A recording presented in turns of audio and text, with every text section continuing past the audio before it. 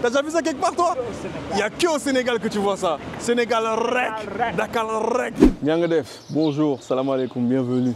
Première journée à Dakar. On se réveille, on s'est pas rendu compte dans quel genre d'hôtel on était en fait, je crois. Sincèrement, on s'est réveillé par le bruit des oiseaux le matin, là, ce qu'on entend là d'ailleurs. En fait, on s'est rendu compte, je crois, on n'avait pas tilté en prenant l'hôtel. On a la vue sur l'océan, ce qu'on appelle vue mer, mais concrètement c'est l'océan, normalement c'est l'océan Atlantique. On a 50 vues, subhanallah. Pardon, je fais aussi ma toilette du matin.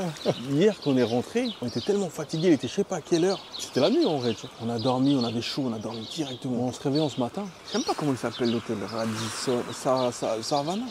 On a pris sur Booking à la dernière minute, parce que les premières nuits, il faut qu'on sache dormir avant de pouvoir rentrer vraiment dans le vif du sujet. Mais pour le coup, je suis agréablement surpris par la qualité de l'hôtel. Le standing, non, franchement, Dakar, ça commence bien. Je savais que c'était très très beau, mais ça, c'est Miami ou c'est Dakar? Hein? C'est Las Vegas, c'est Miami ou c'est Dakar? Sincèrement, ce genre regarde la piscine, comment elle est grande. Inch'Allah, ça va bien se passer parce que c'est un pays que j'ai toujours voulu faire. C'est un pays que j'ai toujours été attiré par ce pays. Ne serait-ce que par l'histoire, ne serait-ce que par la culture de ce peuple, ne serait-ce que par la beauté des paysages. Et là, dès le premier regard, bim, je ne me suis pas menti à moi-même dans ce que je rêvais de voir. Je pense qu'il va être temps de commencer à être fier de l'Afrique, notamment l'Afrique subsaharienne. Bon, vraie journée sur Dakar. Ça commence là. Ouais, là on est sur une grosse journée avec des activités, de la food, ça va être vraiment pas mal. Comment s'appellent les gens qui nous ont contactés, avec qui on va aller te faire un tour là? Sénézi. Sénézi. C'est une agence? En fait, c'est une agence qui vient d'ouvrir, qui accompagne toutes les personnes qui veulent venir sur Dakar pour faire des activités, pour aller manger, pour tout et n'importe quoi sur Dakar. Ils viennent de démarrer, ça fait 2-3 mois. Et franchement, ils ont été super cool. Ils nous ont proposé 2-3 activités. On va les faire aujourd'hui. Franchement, moi je suis content pourquoi? Parce que qu'une fois de plus, on donne de la force à l'économie locale. Même si Sénézi, c'est des gens de France qui sont parfaitement francophones. On a échangé avec Mariam qui est très gentil. Mais ils ont une grosse maîtrise visiblement de Dakar. C'est ce qu'on va tester avec eux. Ils nous ont proposé, et moi franchement vous connaissez mon amour pour le peuple une fois de plus. Dès qu'il y a quelqu'un local qui a quelque chose à faire ou un projet ou autre, on sera toujours là pour eux. Et là pour le coup on y va, on va voir ce qui se passe. On va visiter Dakar Rec. Dakar Rec. Pourquoi ils disent Rec?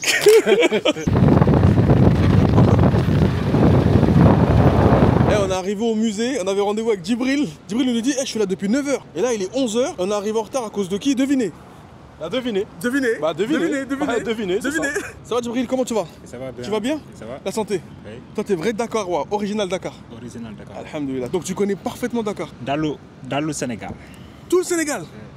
Eh les gars, je crois qu'on a trouvé quelqu'un. Et Djibril, ça c'est quoi? Le musée de quoi ici? Musée des civilisations. Musée des civilisations. J'aime beaucoup les ambiances qu'il y a dans les musées, moi. Djibril, il est disponible pour nous, mais en fait, il me dit prenez votre temps, visitez.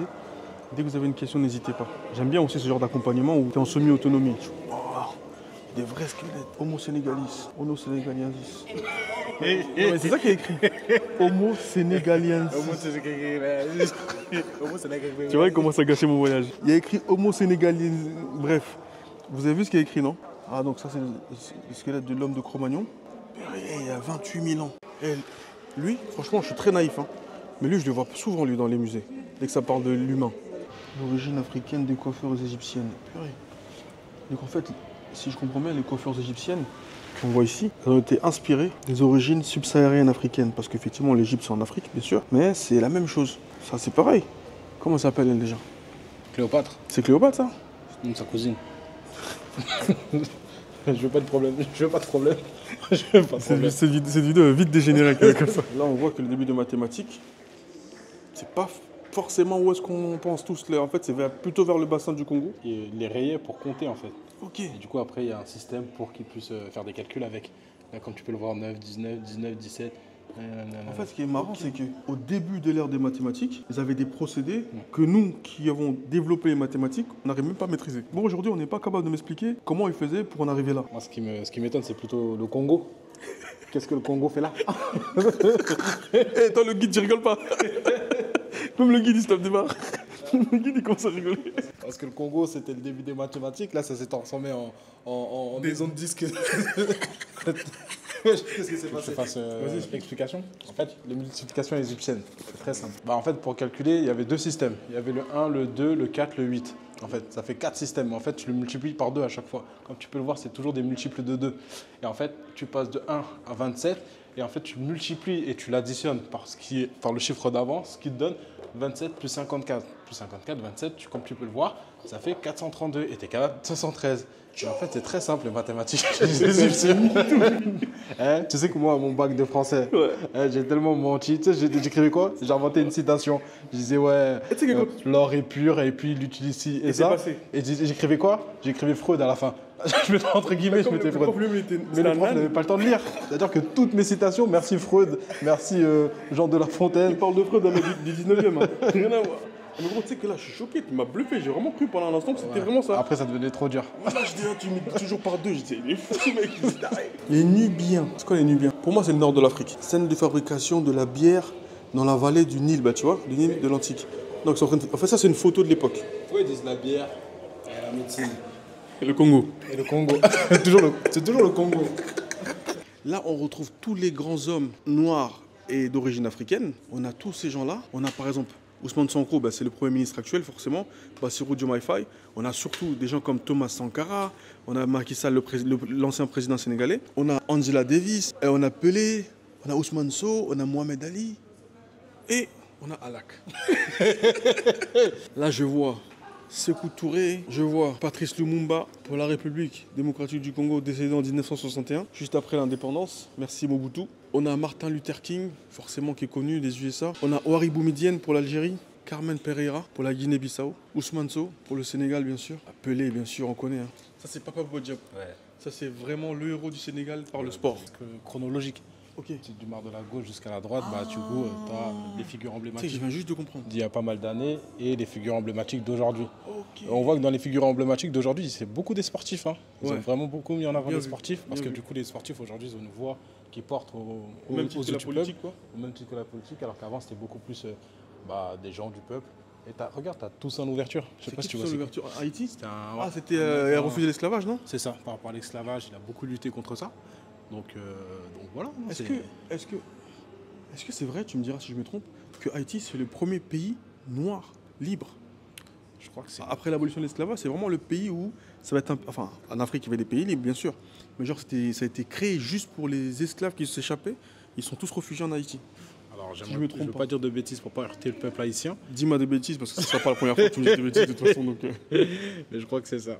Et tu te rends compte que dans l'histoire noire, les premiers hommes qui sont connus, entre guillemets, ce sont toujours des gens qui ont lutté contre l'esclavage et l'esclavagisme. C'est ça. C'était une cause... Franchement, on se dit qu'aujourd'hui, entre guillemets, on a de la chance, hein, parce qu'ils ont dû lutter contre des vraies causes et c'était vraiment compliqué pour les Noirs il y a des années.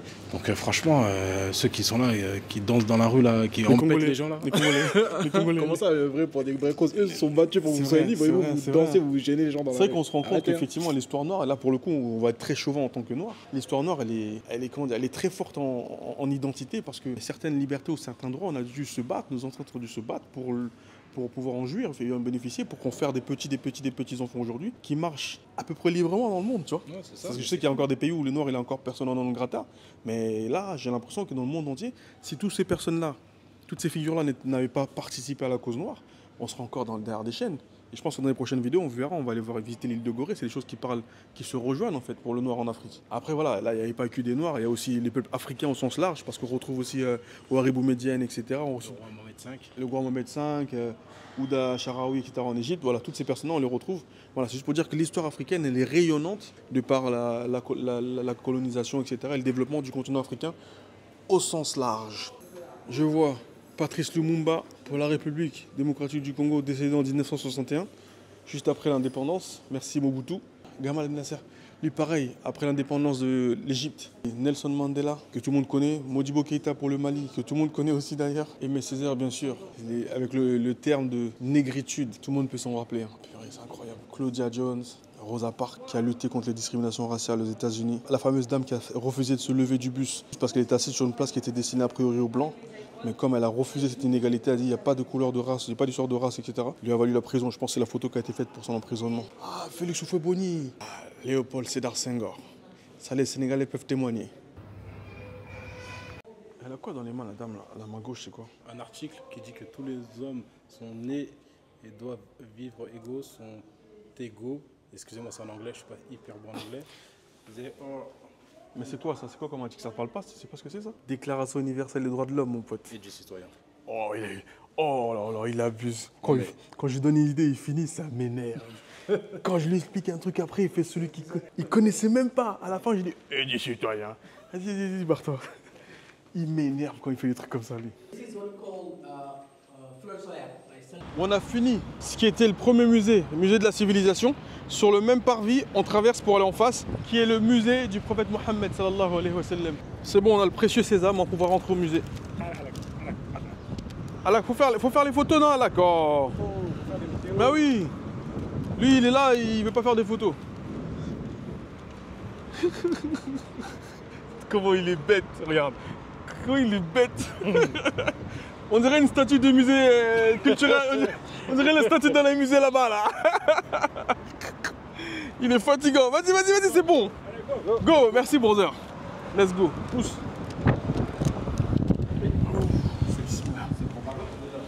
Ah, c'est bon. De rien. Ah, c'est un musée, de ce que j'ai cru entendre, c'est un musée qui a été fait par l'Arabie Saoudite et le Sénégal en collaboration. Ok. Musée sur la biographie du prophète Mohammed sallallahu alayhi wa sallam. C'est un musée qui a été inauguré il y a peu. Il a été fait en collaboration entre l'Arabie Saoudite et le Sénégal. Il y en a 4 dans le monde entier, 2 en Arabie Saoudite, 1 en Mauritanie et le 4e forcément il est au Sénégal. C'est des répliques en fait, c'est à l'identique. Et c'est un musée qui retrace toute la vie du prophète Mohammed, aussi bien de sa biographie et surtout aussi de son arbre généalogique jusqu'au prophète Ismaïl alayhi salam. Là, c'est quelle partie? C'est la partie des femmes. Ah, c'est-à-dire la relation entre le prophète et les femmes, toutes les paroles qu'il a dit avec les femmes, etc. C'est ça? Oui, c'est. Ok. Ah ok, il faut toucher. C'est des écrans tactiles en fait. Ouais, c'est les écrans tactiles, il faut toucher. Par exemple, là, on a un chapitre, le droit de la femme, le divorce par exemple. On clique dedans, on peut choisir un thème au hasard, entre guillemets. Le droit de jure des biens, le fait que les femmes habitent où vous habitez. Et à chaque fois que vous cliquez, vous allez avoir une preuve. Donc un hadith par exemple, soit c'est un hadith, soit c'est un extrait du Coran. Et là, pour le coup, c'est le Coran, sourate 65, verset 6. Et chaque thème est prouvé par des textes religieux, c'est-à-dire soit le Coran, soit un hadith authentifié. Là, on vous le présente brièvement pour que vous voyez en quelques minutes. Après, moi, je prendrai le temps avec Alak et Djibril de tourner, de regarder dans les détails. Alors, on vous présente juste comment le musée est fait. Et là, par exemple, vous avez un aperçu sur sa biographie. Quand on dit biographie, c'est vraiment toute sa vie. 33 ans avant l'hégire.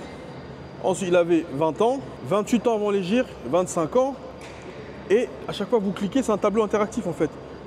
Il acquiert le surnom des As-Siddiq, Al-Amin, l'honnête, le digne de confiance et se marie avec Khadija. Par exemple, si on veut cliquer sur 40 ans, 13 ans avant l'hégire, vous avez Djibril alayhi salam lui apparaît dans la grotte de l'Hira. Les premiers versets du Coran lui sont révélés dans la grotte de l'Hira. Le verset qui commence par Iqra bismi rabbikal alladhi khalaq. Sa mission prophétique, la conversion à l'islam de son épouse Khadija radiallahu anha, la conversion d'Abu Bakr Siddiq, la conversion d'Ali ibn Abi Talib et la conversion de Saad ibn Abi Waqas. Donc en fait, cette partie-là, ça recense, dès que vous cliquez, donc c'est des tableaux, à chaque fois c'est des tableaux interactifs. Et là, par exemple, on a cliqué sur 43 ans. Allah, subhanahu wa ta'ala, lui ordonne d'appeler ouvertement les gens à l'islam. Il, sallallahu alayhi wa sallam, propose d'abord l'islam à ses proches. Il monte sur le mont As-Safa pour appeler publiquement à l'unicité d'Allah, à Tawhid. Et son oncle, Abu Lahab, est hostile envers lui. Donc en fait ça par exemple, vous avez ce genre de tableaux là qui sont interactifs. Dès que vous cliquez, un épisode ou moins un récit vous est apparu et ça je trouve ça magnifique. Il y a beaucoup de détails en fait, c'est très détaillé et très précis parce qu'ils ont été documentés pour faire tout ça. Ils ont fait une espèce de modélisation en miniature de la ville de la Mecque, de l'époque comment c'était, avec effectivement la Kaaba qui était devant. Et vous avez des écrans toujours pour expliquer. Vous avez cette partie-là qui vous explique que lorsque le prophète Mohammed sallallahu alayhi wa sallam est parti, a fui Mecca, donc la première année de l'hégire, quand il fuyait Mecca, quand les Quraysh lui en voulaient, le chemin qu'il a emprunté, il s'avère que le chemin principal c'était celui-là pour aller rejoindre Médine. Lui, il a traversé tout ça jusqu'à arriver à Al-Médine al-Munawwara. Donc c'est Médine. De ce côté-là, il est accompagné de son guide habituel, d'Abu Bakr Siddiq. Et vous avez toujours cette même modélisation pour le coup de la ville de Médine. La ville de Médine, là, comment ils l'ont modélisé, selon les preuves qu'ils ont apportées, il y avait la mosquée qui est au milieu, donc la mosquée de Médine.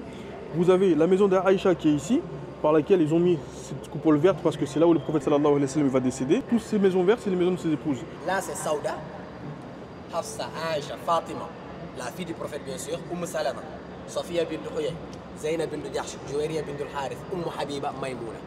Et la maison d'Aïcha, elle était ici parce qu'elle avait un privilège aussi, c'est qu'elle donnait directement sur la mosquée. Et c'est là que le prophète Mohammed sallallahu alayhi wa sallam, il est décédé. Et quand vous voyez cette coupole-là, c'est le tombeau actuel du prophète Mohammed.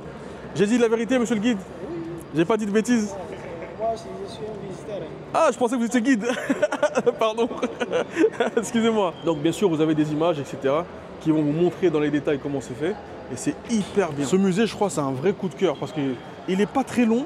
à faire. J'ai envie de demander Oui. service là. Oui.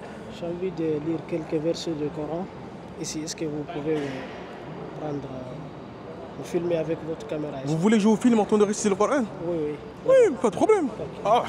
Il y a un monsieur qui me dit, est-ce que vous pouvez me filmer pendant que je récite le Coran? Qui va refuser d'écouter le Coran de nos jours? Mais vous travaillez ici, non? Non, non, je ne travaille pas ici. Ok, vous êtes juste quelqu'un qui aime le réciter le Coran. Oui, je suis hafiz. Ah, vous êtes hafiz le Coran. Attendez. Mais là, ça va être, avec le son, ça va être compliqué. Hein. Je peux vous mettre le micro? Oui. Alors, c'est fort parce que spontanément, le monsieur, je le connais pas, m'a dit, filme-moi pendant que je récite le Coran. Je vous écoute. أعوذ بالله من الشيطان الرجيم ما كان محمد أبا أحد من رجالكم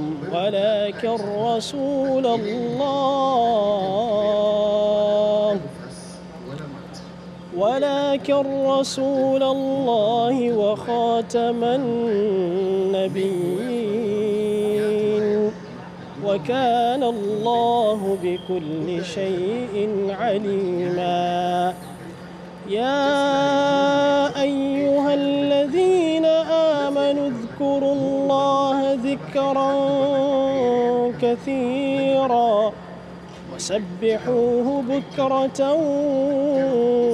وأصيلا هو الذي يصلي عليكم وملائكته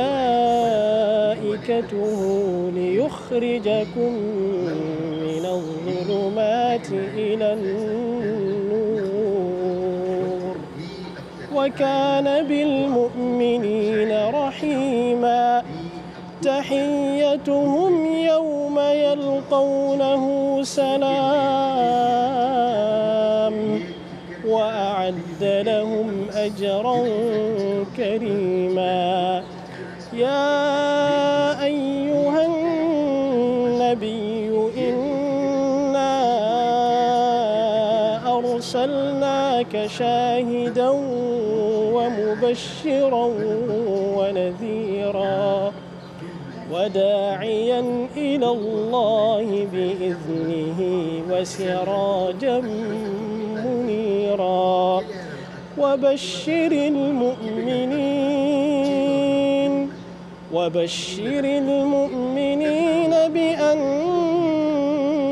لهم من الله فضلا كبيرا ولا تطع الكافرين والمنافقين ودع أذاهم وتوكل على الله وكفى بالله وكيلا صدق الله العظيم. Barakallahu fik. On t'a même pas demandé c'est quoi le prénom, pardon. Je m'appelle Mohamed Yahya Sow. Mohamed Yahya comment? Sow. Enchanté Mohamed Yahya Sow. Merci beaucoup.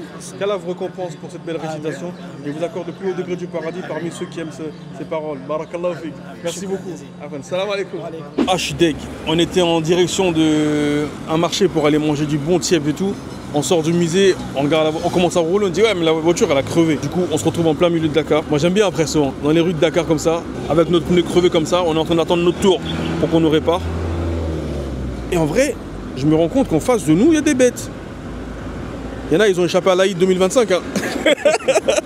Eux, normalement, ils devraient y passer à l'Aïd 2025. Oh, là, c'est la fin, 2026. Ouais, maintenant, ils sont, Inch'Allah, pour l'année prochaine. Là, aujourd'hui, là, non, ils se reposent, on les engraisse. Bref, dans certaines manières, il peut y avoir des bonheurs. Donc, on va rester ici tranquillement. On va se reposer, on va attendre notre tour passer. Et puis voilà, mais j'avoue qu'on a faim. Salam alaikum. Ouais, c'est sérieux, tu bailles, tout ça normal. Comment j'ai pas pris de café? Mais tu cherches un café? Ouais, je cherche un café. Franchement, tu sais quoi? Je connais rien de Dakar. Mais au culot, je vais aller chercher du café pour mon pote. Moi, je cherche du café. Comment on dit café en Wolof? Café. Ouais. Café. Il m'a dit quoi le mec? Il dit comment on dit café? Il m'a dit café. Café. Vas-y, je vais chercher du café alors. Café Baïfal. Café Baïfal. C'est café Touba. Ah, café Touba, c'est ce qu'on avait bu. Il est bon lui, hein? Vas-y, va chercher ton café. Profite bien, ne te perds pas. Il est fatigué, miskin. Eh, moi, j'en veux pas. Hein. Non, moi, je veux pas de café, moi. Arrêtez vos blagues là, vous allez me boire un café. Non, je veux rien du tout. Non. Lui, il veut m'empoisonner, lui, il veut me tuer avec son café Touba. Eh, tu prends quoi? Tu prends café Touba, Alak? Vas-y, moi, comme ça, je veux goûter le tien. C'est après ce genre de choses aussi qu'on cherche dans les vacances, le dépaysement. Le pneu, il crève, c'est rien, il n'y a pas de sujet, il n'y a pas de problème. Et là, il est parti chercher un café. Et nous, on est là. Et moi, je suis là, j'attends mon tour pour qu'on répare le pneu. Alhamdulillah. Il fait un peu chaud. Il fait quelque chose comme 32 degrés.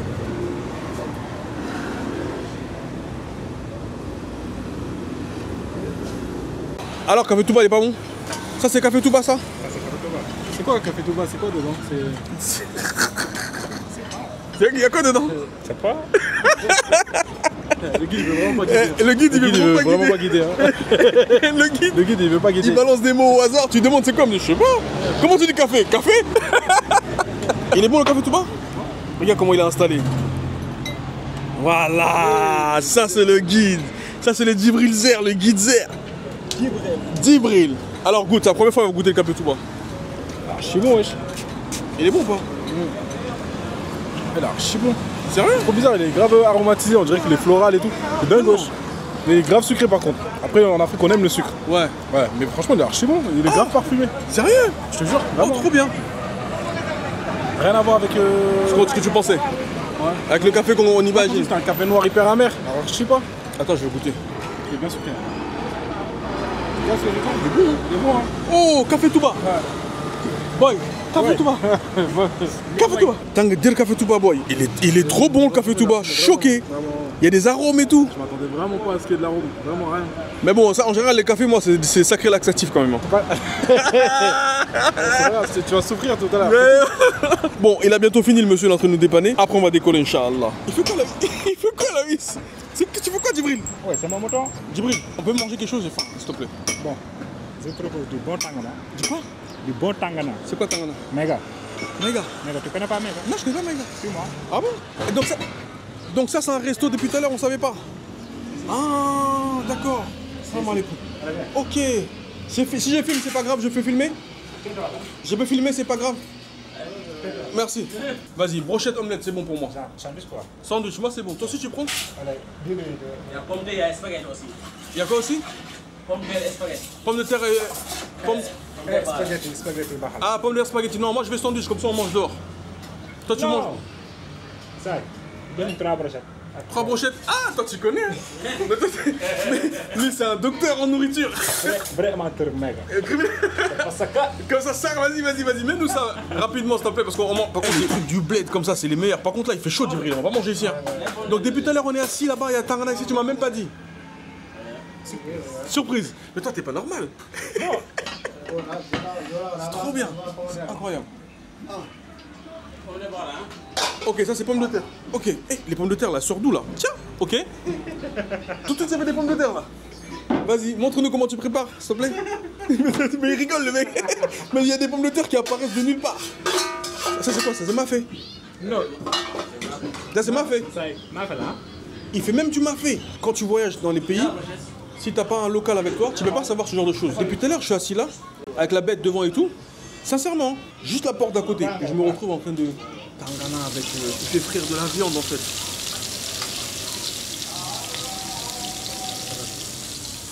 Ah, il met aussi les pommes de terre, d'accord. En fait, c'est de la restauration rapide qu'il y a dans les petits maquis comme ça. Et c'est pas nommé devant, il se trouve devant ça. Incroyable. Il te met bien sûr dans le papier journal pour l'assaisonnement authentique. Oh là là, ça a l'air vraiment trop bon. C'est chaud, hein. On peut manger devant? Wow, il fait chaud. J'ai retrouvé j'ai retrouvé ma mixture de viande, pommes de terre, mayonnaise avec une sauce un peu secrète. Je pense que pour le coup, c'est vraiment les plats du bled là. Ah, je suis trop content de... Tu m'as jamais dit ça, Djibril? Eh, tu connais ça, gros? Décale. Fais gaffe, il est chaud. Fais gaffe, il est chaud. Ça se mange comme ça, moi. Là, t'es vraiment... Franchement, c'est mixture de viande, oignon, épices, mayonnaise. Tiens. Bienvenue en Afrique, mon frère.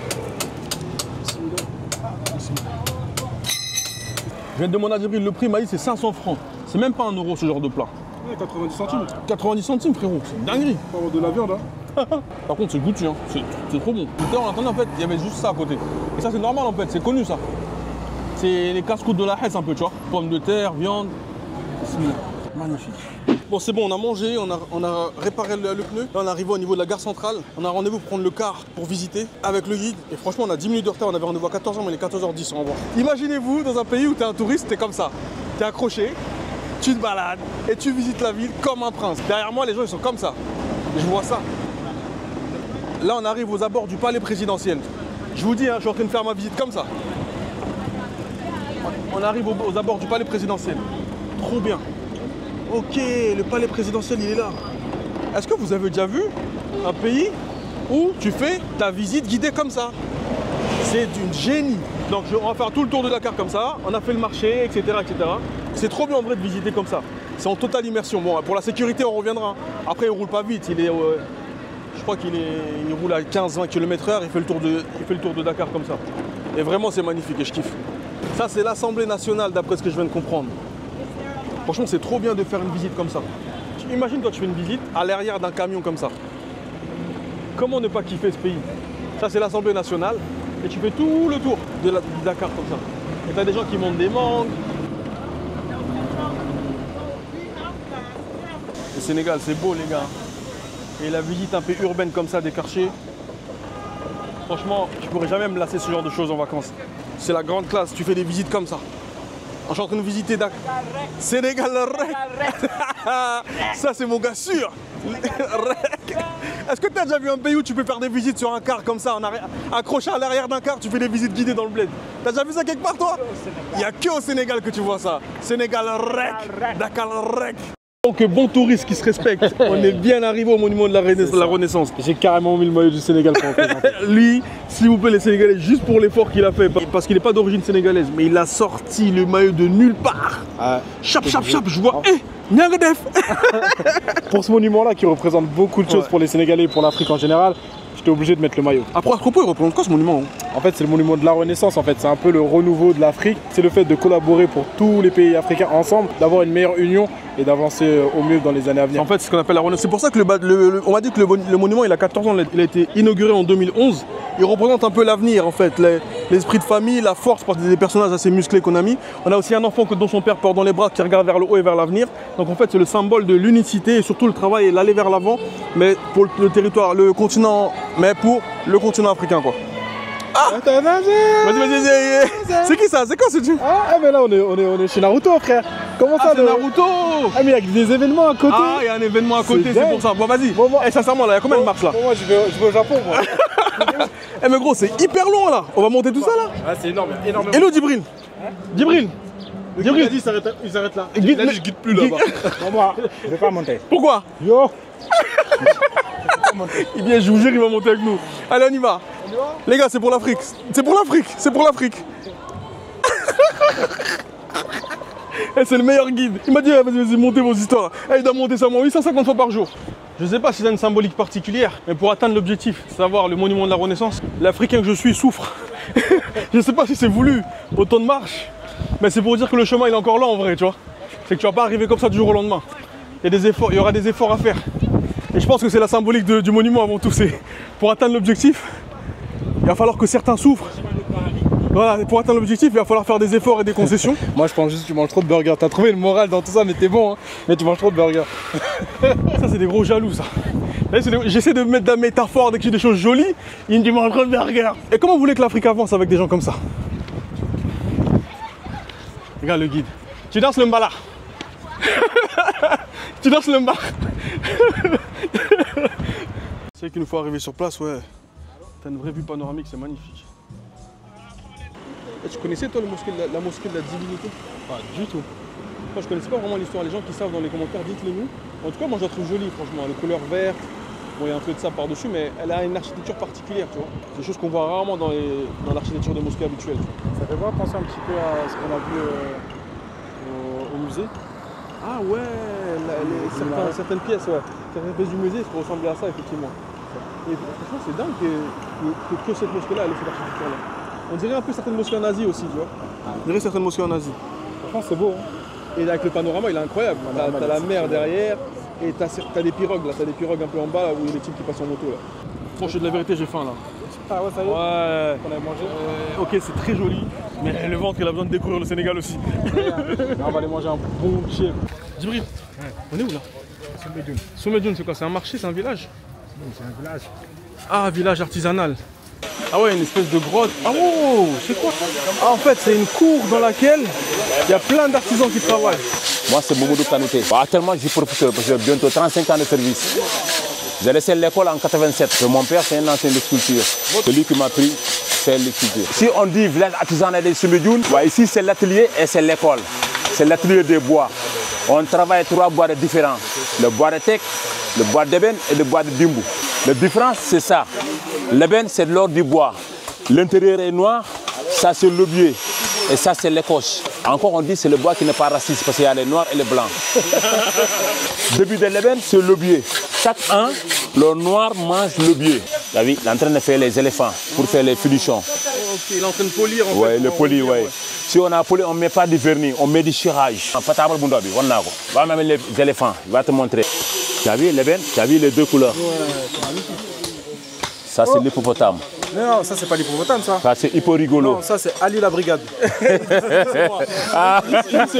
C'est bon, t'as dépensé l'argent, t'as tout acheté? Alors franchement, je sais pas si je suis un pigeon ou bien on a encore fait participer à l'économie locale. On n'est pas des pigeons. On n'est pas des pigeons. Le Sénégal, c'est la famille, c'est normal. Tous ceux qui viendront au Sénégal, vous allez voir, vous allez avoir le cœur attendri, que vous allez acheter facilement. Par contre, achetez pas tout et n'importe quoi. Il y a des possibilités d'utiliser votre argent à bon escient. Si vous pouvez utiliser l'argent chez des commerciaux locaux comme ça pour faire vivre l'économie du pays, ça oui. Ça c'est ma philosophie à moi, quoi. En plus c'est beau, c'est artisanal, on les a vu faire, on les a vu de nos propres yeux, on a vu l'atelier, les élèves comme il a dit, le professeur et après le produit fini. Franchement c'est beau. Je préfère acheter ça. On sait que ça va être dans ma maison en souvenir et autres. Mais au moins je sais que mon argent il sera dépensé à bon escient. Le bois du Sénégal, la sueur du front du Sénégal, le savoir-faire du Sénégal. Moi j'ai pris un petit Ali. Un petit Ali. Mais toi, je vais te frapper, toi. Toi, tu mélanges tout, fatigué, hein. J'espère qu'on va manger, du coup. Enfin. On va manger où, là? On va manger. Comment venir au Sénégal sans manger un tieb? Un bon tieb. Un bon tieb. C'est quoi djem ou djen? C'est quoi djem, c'est dire quoi? Le boy Tchéboudienne, c'est à Dakar, Sénégal. Là, c'est du Sénégal. C'est là qu'il fait le boy Tchéboudienne avec le gros poisson de Tchof. Et c'est ici, là? C'est ici. Comment il s'appelle le restaurant? C'est une terrasse. Ok, on vous fait confiance, hein? Ah oui, avec plaisir. Merci. Tu sais pourquoi on peut leur faire confiance? Il y a Vas-y. 2 raisons. La Vas-y, première, je t'écoute. c'est que ça représente l'Afrique. Voilà, cuisine africaine Ouais, du monde. j'avoue. Il y a même des plats ivoiriens, sauce graine, etc. Donc, rien que pour ça, je suis content. C'est une adresse où il y a tout. Mais ça, c'est quel drapeau, ça? Ça, c'est le drapeau de la Mauritanie, l'un des plus beaux drapeaux d'Afrique, l'un des pays les plus beaux d'Afrique. Voilà.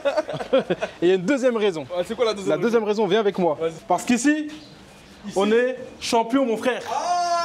Ici, c'est Paris. Bah, c'est bon, c'est bon. C'est bon? Même si on n'a pas mangé encore, c'est un très bon restaurant. C'est très très bon. C'est le meilleur des restaurants. C'est le meilleur restaurant de Il y a Dakar. tout qui va. Vous pouvez venir ici. Ici, il n'y a rien du tout. Il n'y a pas de panneau. On n'a rien vu derrière. On n'a rien vu. derrière. On avance. Regarde pas ça. On n'a pas vu. On n'a pas vu derrière. C'est même pas une. Oh, bonjour.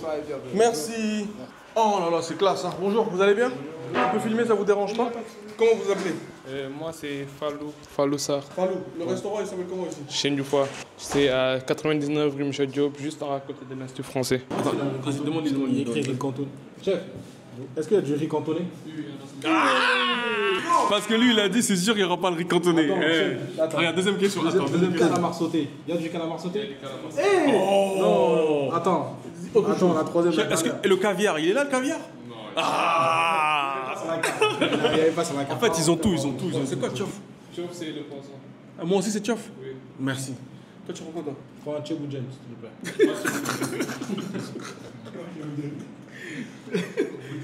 Mais n'importe quoi, lui.